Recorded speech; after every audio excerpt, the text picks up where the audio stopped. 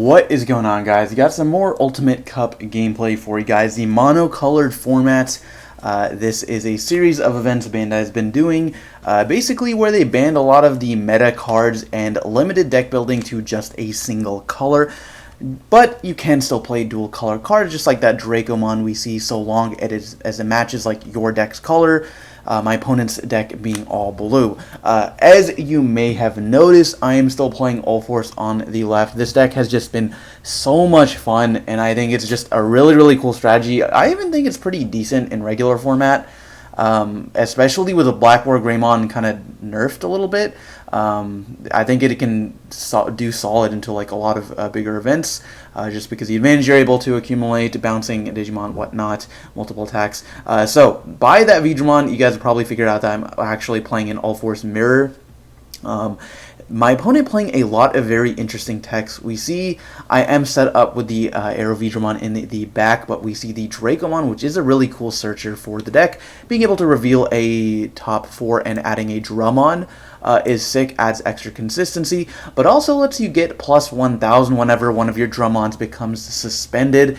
Boosting your Ulforce to 13 is a pretty important threshold, and with something like V-Tamer Tai, you can always put him to 14, swinging over Hydramons and any other 13k Digimon. So I am going to promote my stack first to be able to make the Ulforce, gaining a bunch of memory, one off of the arena that lets me gain if a blue Digimon is unsuspended, as well as off of my EX1 Vmon, choking my opponent to 1. And the cool thing about this format is I can actually play around certain memory thresholds and limit what my opponent does, as opposed to a format where we got 4 cool boys, lots of broken cards that just let you gain infinite memory. And so he's just going to pass with the Arrow Vidramon. I'm going to do some shenanigans with the Ulforce and Arena interactions. The interactions can get a little bit complicated, but essentially anytime you attack with your Ulforce, you can trigger the Arena effect to then play another Tamer, and then anytime you play a Tamer, your Ulforce will unsuspend. So you can do that up to the number of times you've got Arena on field, so I can get basically like 2 extra attacks in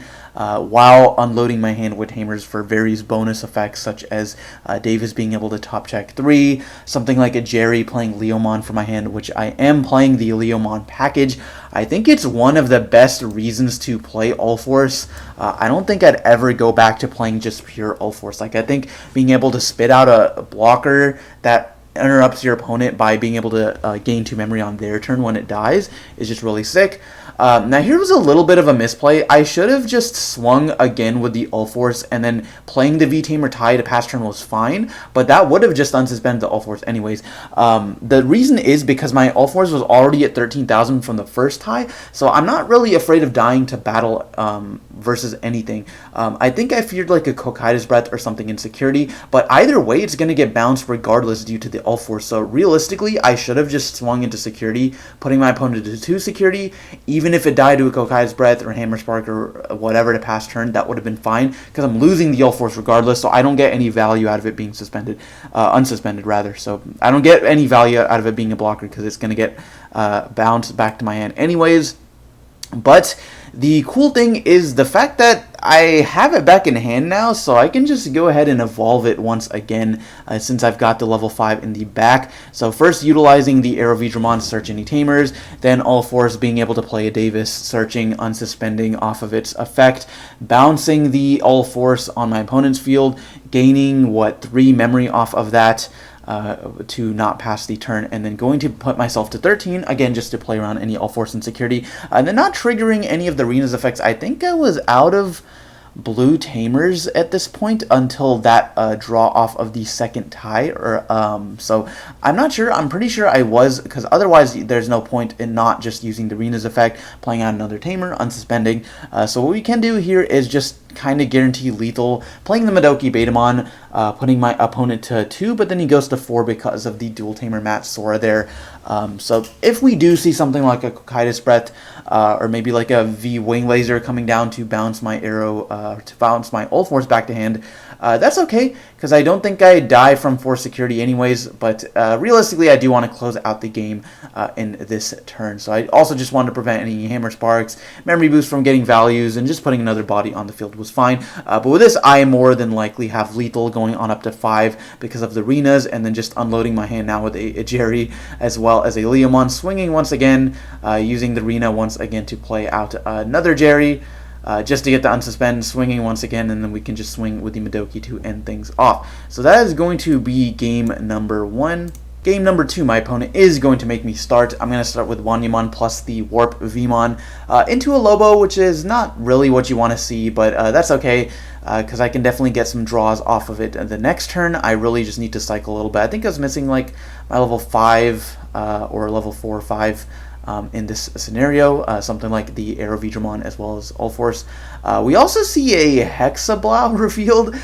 We did also see the Chris Paildramon in the last game, so my opponent is definitely playing some really spicy cards. Gomamon to be able to gain memory off of Source being stripped, Sora Joe to strip some more sources. It's a cool kind of concept because you can just play out really broken blue tamers for free. We're going to Davis here, just to choke my opponent to 1 and have a blue tamer in place so that I can get the draw of the Wanyamon out of the Lobomon, because most likely I'm just going to swing that to get 2 draws. And then just hit another Lobomon, so not really the best, but that's okay, because we are going to start with 3. Our opponent does have the Aero Digimon in the back, but what we can do is, since I do have 7 or fewer cards in my hand, I can trigger the Vmon first to draw a card, and then trigger the Wanyamon second to draw another card. We are going to survive. I think that's the Warp Vmon, I think. I'm not sure which Vmon it is. It's an alt art. But regardless, it's going to live into security. And then now we are cooking a little bit.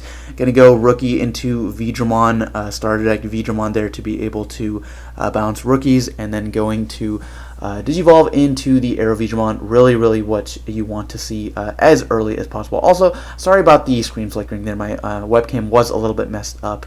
Hopefully it's not too distracting, especially because I can put the cards on screen. But anyways, we're going to see the Vmon in the back. I think my opponent just waiting a little bit. You definitely want to promote at the correct time. You don't want your stack to be answered by your opponents. So that's why we're kind of both just chilling in the back, like who's going to promote first, who's going to get Ulforce first.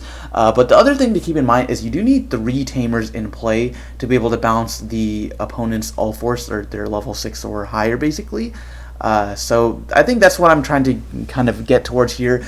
So I've already got Davis. I'm going to play Jerry Leomon. Leomon's a good interruption, especially being able to choke my opponent to 1, because if he does try to swing, I can just pass turn, get an extra draw, and then out his board from there. It also puts me to 2 tamers, so that I can next turn Digivolve the Ulforce, play the 3rd tamer to be able to answer his Ulforce if he does have it. However, we're just going to see a tamer to pass the turn, so I think it's not the correct time to promote quite yet. Although we definitely could to be able to get rid of the Vmon there, but Decoy doesn't really prevent of bouncing, so it's not really what you want to do. Lobomon surviving yet again. 3 checks in from this Lobomon, but the unfortunate thing is we won't be able to memory choke our opponent because they are starting with the Davis as well. So starting with likely 5 memory, the dual tamer there does count your and your opponent's hands. Basically, whoever has 8 or more cards, you'll gain a memory off of each of those, basically. And I'm just going to give my Vmon evade blocker just to eat up a hit, because I know my field is going to be bounced regardless. And then I can kind of limit what my opponent's doing. With the Leomon, draw a card off the Jerry if he does choose to attack. So we are going to use the Aero Vidramon's effect. My opponent is going to use that to be able to look at the top 3, or I think he might just be attacking into the Lobomon. Yeah, so he's going to attack, and then we're going to trigger Jerry to draw a card, and then the Leomon there to block on deletion, gain 2, draw 1.